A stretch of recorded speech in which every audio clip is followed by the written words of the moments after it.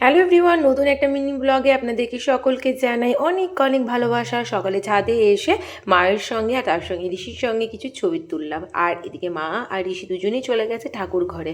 কিরকম দুষ্টুমি চলছে দেখুন।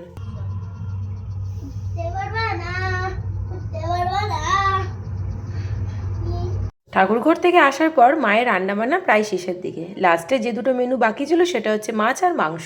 তো কিছু আয়োজনের কারণটা একটু পরেই জানাচ্ছি। প্রতিটা রান্নায় এত টেস্টি হয়েছিল আজকে।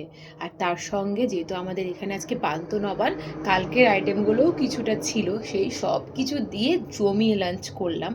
এবার একটু রেস্ট নেওয়ার পালা, তাই এবার চললাম একটু রেস্ট নিতে।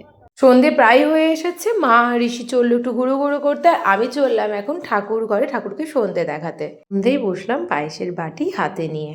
জন্মদিনের দিনে অনেক আয়োজন থাকলেও সেই সকল আয়োজনের মাঝে মায়ের হাতে বানানো পায়েস যদি না থাকে তবে সকল আয়োজনই কিন্তু ফিকে। তবে আমার জন্মদিনের দিনটা যাতে আমার কাছে ফিকে না লাগে সেই জন্য আমি সবসময় চেষ্টা করি আমার দিদা বা আমার মায়ের কাছে এই দিনটাকে কাটানো। আমি যেহেতু ছোট থেকেই আমার দিদা দাদুর কাছে বড় হয়েছি, তাই আমার জন্মদিনের বেশিরভাগ টাইমটাই আমি আমার দিদা দাদুর কাছেই কাটিয়েছি। খুব কম সময় মায়ের কাছে কাটিয়েছি।